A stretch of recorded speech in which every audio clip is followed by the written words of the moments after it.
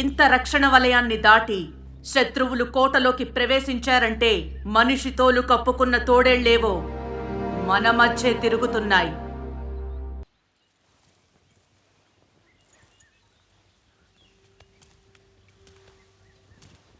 మహారాణి, నీ భర్తతో కలిసి మా అమ్మతనాన్ని బ్రతికించిన మాతృమూర్తివి. ఇలాంటి దాడులు ఎన్ని జరిగినా నీ ఐదోతనానికి ఏమీ కాదు వాసిష్ఠీదేవి. ఆ రాక్షసుడి చెర నుంచి మా బిడ్డల్ని విడిపించేందుకు నీ బిడ్డను ఎరవేశావు. ముద్దుగారి వయసులో యుద్ధరంగానికి పంపి అత్తగారిని పెంచిన వీరమాతవయ్యావు.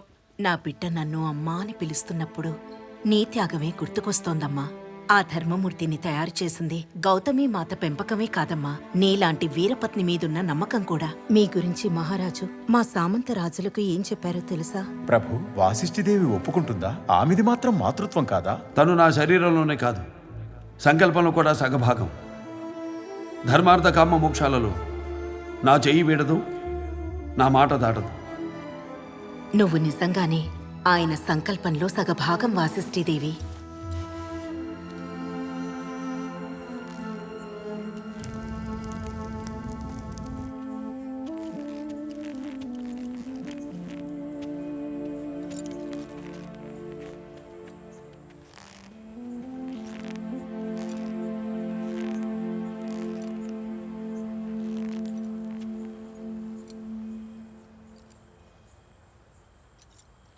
వాసిష్ఠి,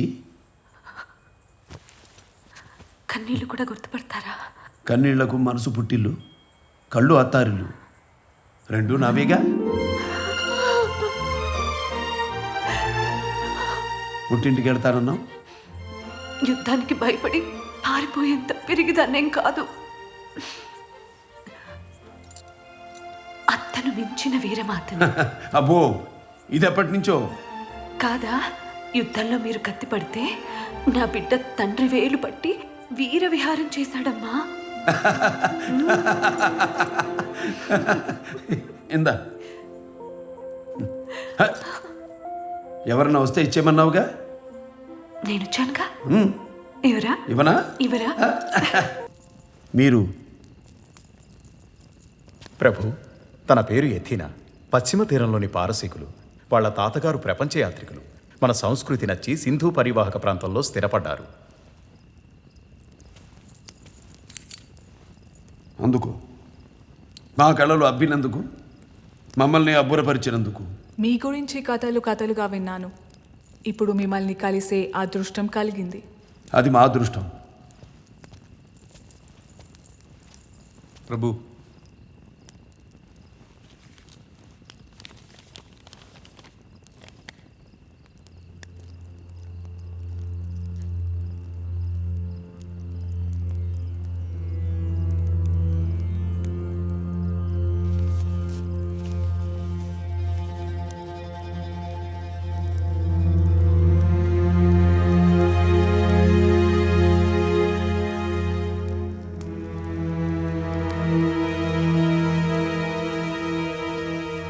మిత్రమా, అమోఘం, అద్భుత శిల్ప సౌందర్యం. ఇవి శిల్పాలా లేక మా సోదరిని మనువాడిన జ్ఞాపకాలా? తెలుగు శిల్పే శిల్పి. అది చూసారా? మా తాత హాలుడు చెక్కించిన ఏనుగులు. ప్రభువులు ప్రజలను మోసే పట్టపుడు ఏనుగుల్లా ఉండాలట. ఏనుగు వెనక ఏనుగు, ఏనుగు వెనక ఏనుగు, ఎన్ని ఏనుగులైనా వెడుతూనే ఉంటాయి. కడపటి ఏనుగుకి మొదటి ఏనుగు ముఖమైనా తెలీదు. అయినా నడక మారదు, దారి తప్పదు. నమ్మకం ఉండాలి, తోక పట్టుకునేందుకు తొండ ఉండాలి. ఫలా మిత్రమా. సామంతులైనా అంతే, సార్వభౌముణ్ణి అనుసరిస్తూ ఉండాలి. మధ్యలో ఒక్క మదపుడేనుగున్నా కట్టు తప్పుతుంది. మన మధ్య 2 మత గజాలున్నాయి. ఏం చేద్దాం మిత్రమా?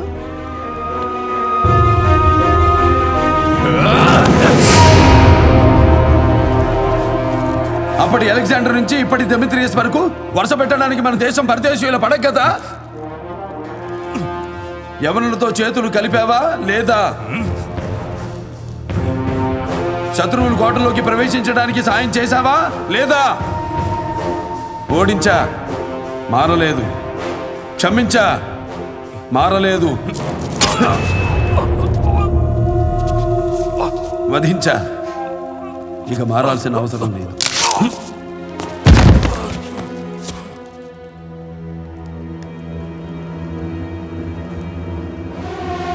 మందలో ఇంకొక మతగజం ఉంది.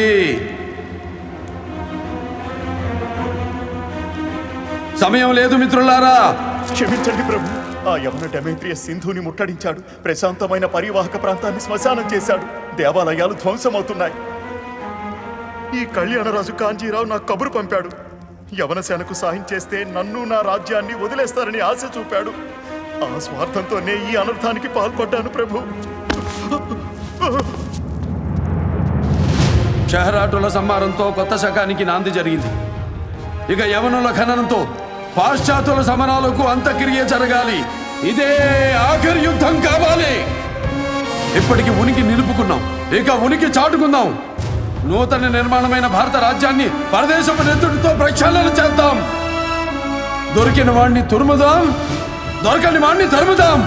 ఏది ఏమైనా దేశం మేసం తిప్పుదాం. జయ హో అఖండ భారతావని, జయ హో అఖండ భారతావని, జయ హో అఖండ భారతావని. కోటిలింగాలు వెళ్ళడానికి ఏర్పాట్లు చేయండి.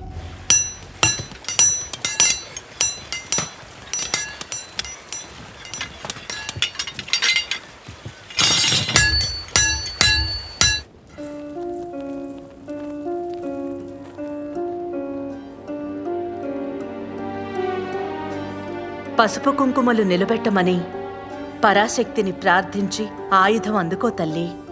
ఇది 33 కరవాలాలను కరిగించింది కాదు, 33 రాజ్యాలు కలిసినది. నీ భర్త కీర్తిని ఈ ప్రచండ ఖడ్గమే ప్రపంచానికి ఎలుగెత్తి చాటాలి. వీరుడి చేతిలో ఆయుధమే వీరపత్ని మాంగళ్యానికి రక్షణ కవచం. ఇది నీ ఐదవతనాన్ని కాపాడే ఆయుధ పూజమ్మా.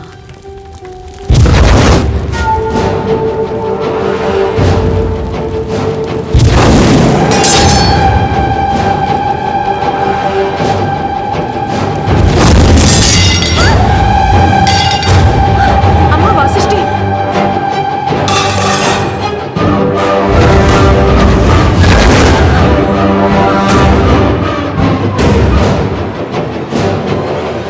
దేహం నీలవర్ణానికి మారిందంటే చక్రవర్తికి విషప్రయోగం ఉందన్నమాట. ఆయుధం అబద్ధం చెప్పదమ్మా. ఖనిజం ఎప్పుడూ నిజంతోనే ఉంటుంది. నేల పుటకనిస్తుంది, నిప్పు పుటం పెడుతుంది, నీరు ఆరపెడుతుంది, నింగి ఆవిరి పడుతుంది. వాయువే దీనికి ఊపిరవుతుంది. మనిషిలా సొంత బుద్ధి ఉండదు. పంచభూతాల మాటే దీని మాట. వినాలమ్మా. మహారాజు యుద్ధానికి వెళ్తే నా నోటితో చెప్పలేదు.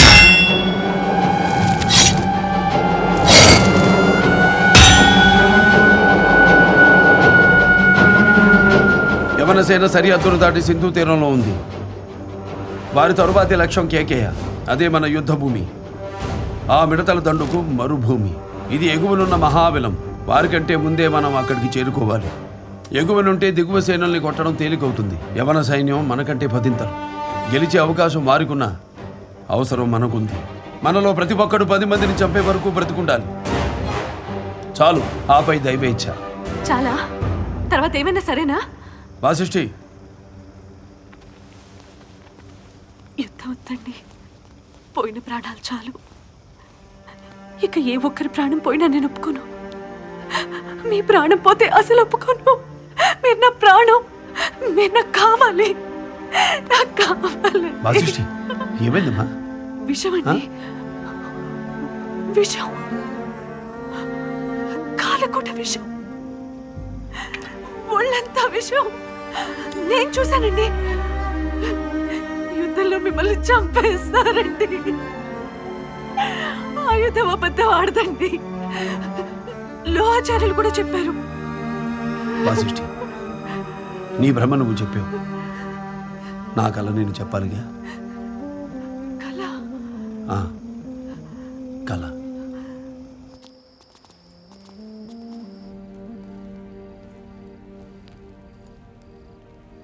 ధర్మనందన, నా బిడ్డకు విషప్రయోగం జరిగినట్టు నా కోడలికి దుశ్శకునాలు కనిపిస్తున్నాయి. అది శకునం కాదమ్మా, సూచన. సాయం చేయలేరా?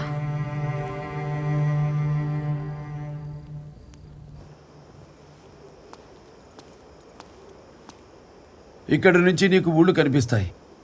నాకు ముక్కలు ముక్కలుగా, జనపదాలుగా, గణరాజ్యాలుగా బతుకుతున్న దేశం కనిపించింది. అప్పుడు నా వయసు 5 ఏళ్ళు. శాతకర్ణి, నాన్నగారు ఎప్పుడు యుద్ధం నుంచి తిరిగొస్తారా అని ఎదురు చూస్తున్నావా? యుద్ధం ఎందుకమ్మా? నిన్నే ప్రజలంటూ కొట్టుకుంటున్నారు. ప్రజలు కొట్టుకోరు, పాలకులు. పాలించడానికి కాదు, అధికారం చెలాయించటానికి. ఈ రాజ్యం మీద ఆ రాజ్యం, ఆ రాజ్యం మీద ఇంకో రాజ్యం. అసలు ఇన్ని రాజ్యాలు ఎందుకు? ఏకమే ఒకే రాజ్యం అయితే యుద్ధమే ఉండదు కదా. ఒక్కటి చేసే వీరుడు పుట్టాలిగా. పుట్టానుగా. నువ్వా? నేనే అన్ని రాజ్యాల్ని కలిపేసే ఒకే రాజ్యంగా చేస్తా. అప్పుడు ఒకే యుద్ధం. అప్పుడు ఒకే యుద్ధం. అది నాదే. అది నాదే. అప్పుడు ఒకే రాజ్యం. అప్పుడు ఒకే రాజ్యం. అది నాదే. నిజంగానా? అమ్మ తోడు. అది 5 ఏళ్ల బాలుడు కళ్ళు తెరిచి కన్న కల. కన్ను మూసినా చెదిరిపోదు. వాసిష్ఠి, సాధించాను. అక్కడక్కడ పడి మగ్గుతున్న అగ్గి కట్టెలన్నీ కలిపి అఖండ దీపాన్ని వెలిగించాను. సరిపోదు, కొడిగట్టకుండా కాపాడాలి. కాలం కడుగొట్టు తరానికి అందే వరకు అది వెలుగుతూనే ఉండాలి. కొండెక్కించేందుకు దండెత్తుకొస్తున్న పరదేశపు పడమటి గాలిని పొలిమేరలోనే పట్టి పాతి పెట్టాలి. సమయం లేదు వాసిష్ఠ. విజయమా, వీరమరణమా?